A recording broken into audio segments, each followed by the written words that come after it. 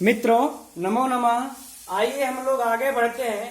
पिछले वीडियो में हमने प्रांगक खष्ठा, प्रांगक छष्ठा, प्रांगक षष्ठा का हम बताए थे कि यह परीक्षा में अत्यंत महत्वपूर्ण पूछता है, लेकिन वीडियो लंबी हो जाने पर इन तीनों की व्याख्या को हम नहीं बता पाए।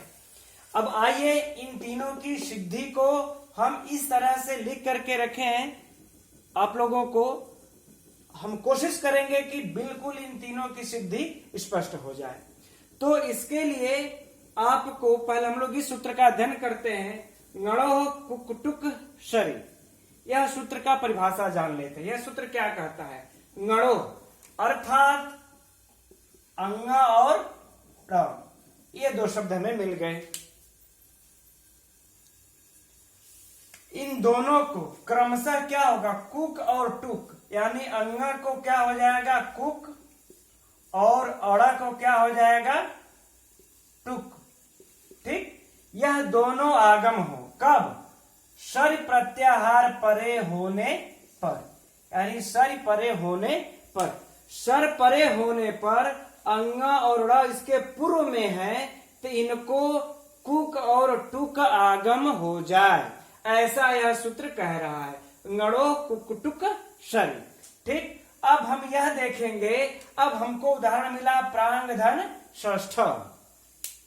यह प्रांगधन षष्ठ में देखिए यहां पर हमको अंग मिल गया है। अंग के परे हमें सर प्रत्याहार का अंतर्गत एक मूर्धन्य सकार हमको प्राप्त हो गया। अब हम यहाँ पर हम कुक, अब हमें आगम करना है, इस कुक को आगम करना है। लेकिन अब हम यहाँ पर इसको अंग के यहाँ पूर्व में कुक का आगम करेंगे या फिर अंग के पर में आगम करेंगे। तो इस सूत्र की व्याख्या हमने आद्यंतो टकितो का पिछले वीडियो में क्या कहा है? आद्यंतो टकितो, ये रहा सूत्र। आद्यंतो टकितो। ठीक, आदि और अंत, यहाँ पर टुक, टिक, टित और कित। तो जो टित है वह आदि में होगा, जो कित है वह अंत में आगम होगा। यह आद्यंतो टकितो बताता है। जो टिक होगा हमारा, वह जो टित होगा वह आदि में होगा, और जो कित होगा वह अंत में होगा। तो इस सूत्र के द्वारा हम कुक को इस अंग के अंत में आगम कर देंगे। इस अंगम के अंत में आगम जब करेंगे तो अंग के बाद देखिए कुक को हमने आगम कर दिया, तो प्रांगधन कुक धन षष्ठ हमें यह प्राप्त हो गया। अब इसमें क का हलंत्यम से इत संज्ञा और कु में ऊ का जो है अनुनासिक होने के कारण उपदेश से अजनुनासिक से इत संज्ञा हो करके दोनों का तस्य लोपा से लोप हो गया। अब हमें क्या बचा? मात्र क बचा, क। तो प्रांगधन क धन षष्ठ। अब हमें यह प्राप्त हो गया। लेकिन यहीं पर आकर के हमारा एक वार्तिक कार आ जाते हैं। एक वार्तिक कार आ जाते हैं। यहां पर आकर के कहते हैं चयो द्वितीया शरि पौष्कर सादेरीति वाच्यम। यह पौष्कर, जो यह पौष्कर है, यह पाणिनि से पूर्व वैयाकरणाचार्य थे, इनके मत में है।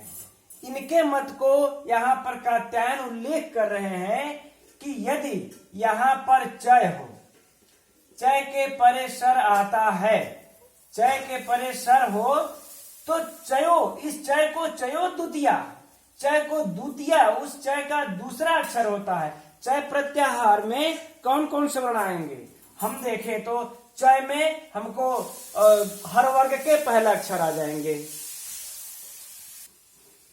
इस चय में हर वर्ग का प्रथम वर्ण आ जाएगा, यानी कि क, च, ट, त, प, ये सब आ जाएंगे।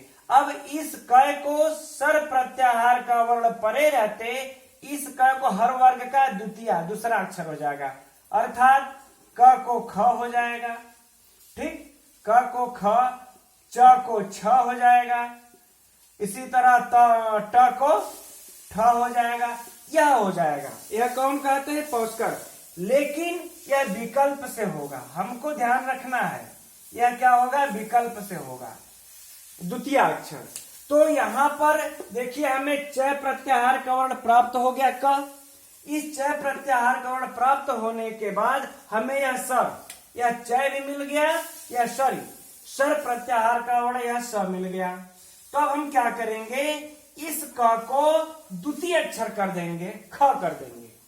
जब हम, लेकिन ये विकल्प से होगा, एक बार यह क को ख करेगा इस वार्तिक से और एक बार क को ख नहीं करेगा।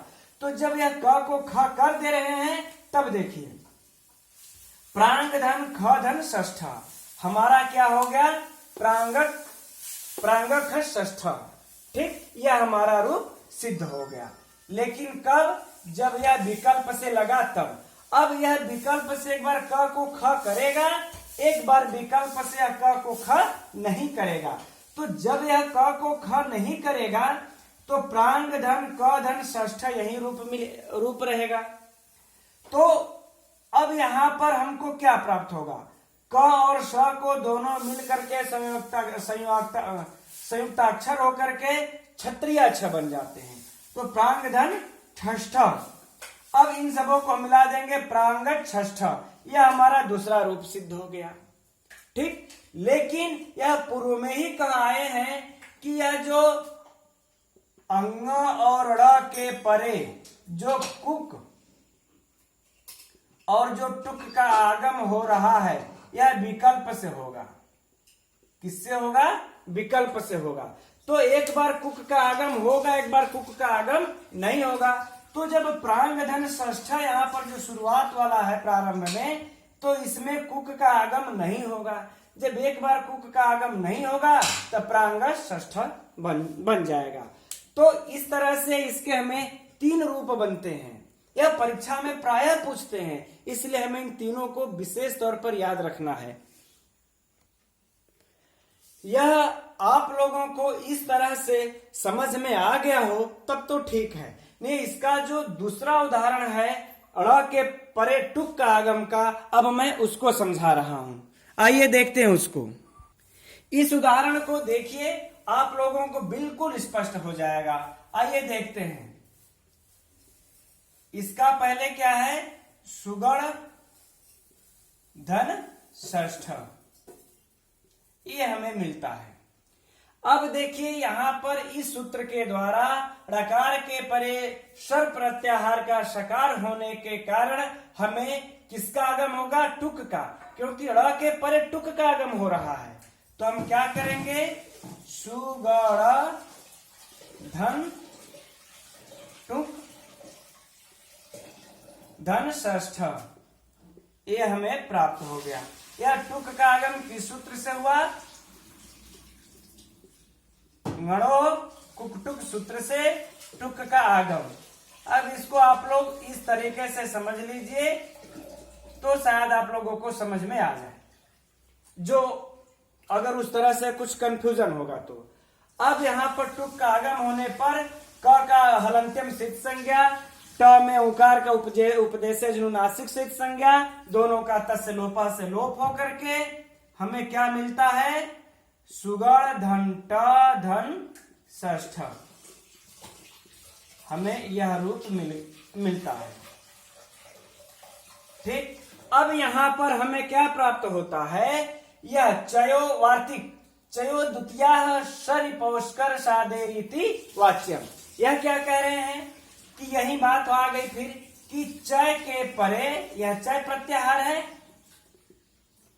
चय प्रत्याहार के परे सर प्रत्याहार का वर्ण हो तो चय को इसी का दूसरा अक्षर हो जाता है। ठीक है ना, इसी का हमें दूसरा अक्षर प्राप्त हो जाता है।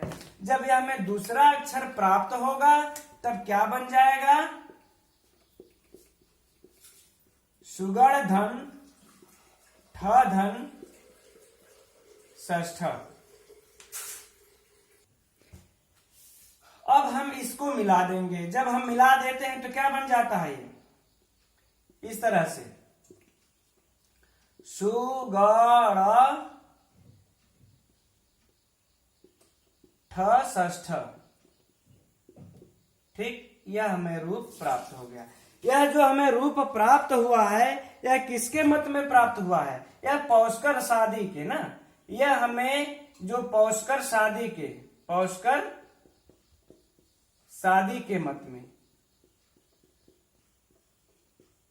ठीक, सुगड़ठ षष्ठ, ठीक है, यह हमें प्राप्त हो गया। अब तो लेकिन यह जो ट को ठ, तो यह पौष्कर शादी का जो मत है या वार्तिक है, कात्यायन ने लिखा है, तो यह विकल्प से कर रहा है। तो एक बार विकल्प से नहीं करेगा, तो जब विकल्प से नहीं करेगा यह, तब हम क्या करेंगे, इसको सेम ऐसे उतार देंगे, सुगड़ धन ट धन षष्ठ, इसको हम मिला देंगे, ठीक, इसको सीधा सीधा हम क्या करेंगे, अब हम मिला देंगे, तो क्या रूप बन जाएगा दूसरा का, सुगड़ ट षष्ठ, ठीक, यह दूसरा रूप बनता है। लेकिन यह रूप कब बनता है हमको, ये दोनों जब टुक का आगम होगा, टुक आगम होने पर, ठीक। अब जब कह रहे हैं कि टुक का आगम, यह तो विकल्प से देखिए, यह भी हमको विकल्प से कर रहा है और यह भी वार्तिक हमको विकल्प ही करता है, विकल्प का ही हमको नियम ये बता रहा है। तो जब दोनों कार्य विकल्प से हो रहे हैं, तो एक विकल्प लगा करके हमने देख लिया।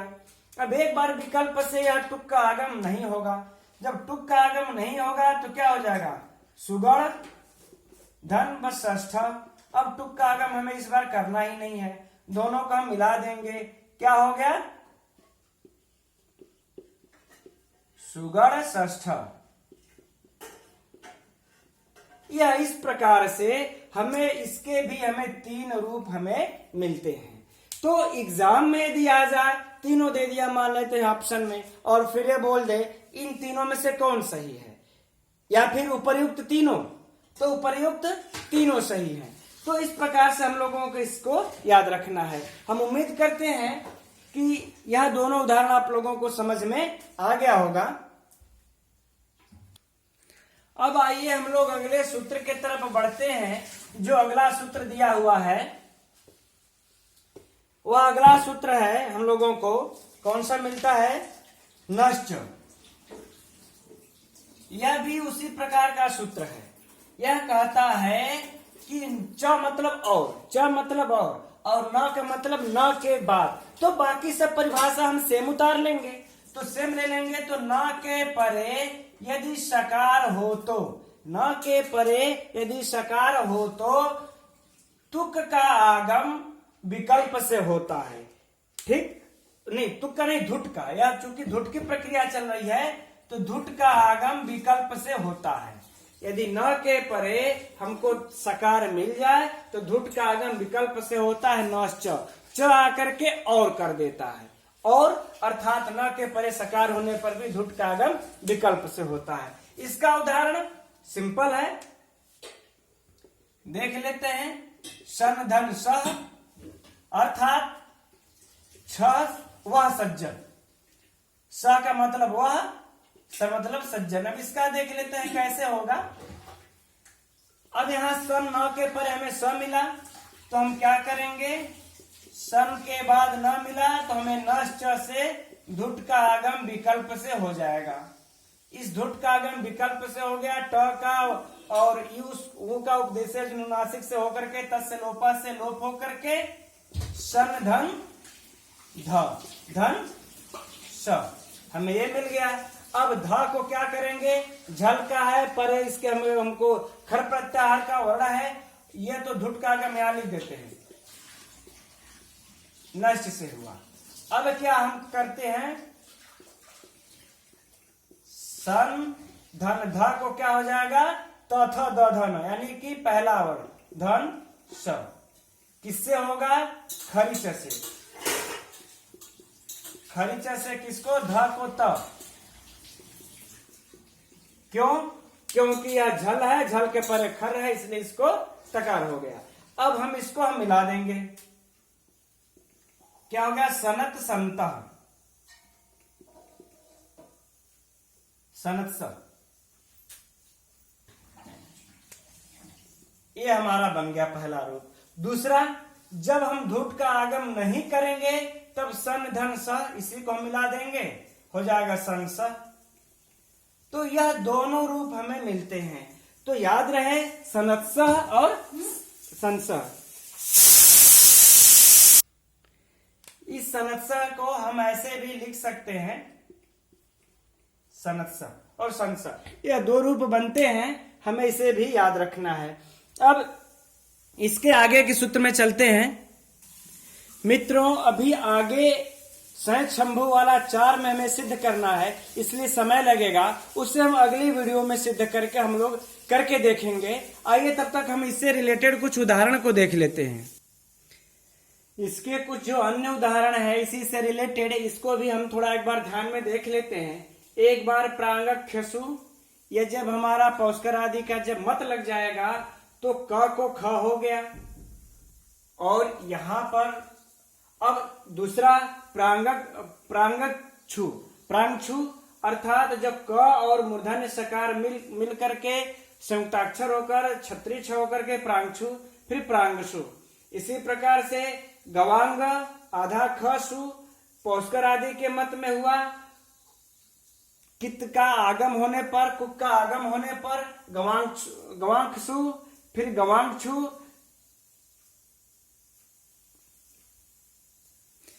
यहां पर भी क और मूर्धन्य सकार मिलकर छत्री छ हो गए, फिर गवांग सु, जब कुक का आगम नहीं होगा। इसी तरह से तिर्यंक स्वपीति, एक बार पौष्कर आदि के मत में क को ख, स्वपीति कुक का आगम होने पर, फिर एक बार कुक का आगम होगा तो पौष्कर आदि के मत में विकल्प से क को ख नहीं होगा तो तिर्यंक स्वपीति, फिर जब कुक का आगम नहीं होगा तो तिर्यंक स्वपीति। इसी तरह से सुगड़क सहते, कुक का आगम होने पर, क को पौष्कर आदि के मत में ख होने पर सुगड़क सहते, फिर एक बार पौष्कर आदि के मत में नहीं होगा तो, लेकिन कुक का आगम तो रहेगा ही, तो सुगड़क सहते, फिर जब कुक का आगम नहीं होगा तो सुगड़ सहते। इस प्रकार से हम याद कर लेंगे। और हमें लगता है कि अब कहीं भी परीक्षा में इस तरह के उदाहरण यदि आ जाएंगे तो आपसे गलत नहीं होने चाहिए। एग्जाम में इससे रिलेटेड किसी भी तरह प्रश्नों को घुमा फिरा करके पूछ सकता है। अब आगे में हम लोग सहज शंभु वाला उदाहरण देखेंगे, 4 प्रकार से कैसे सिद्ध होता है। तब तक के लिए मित्रों नमो नमः।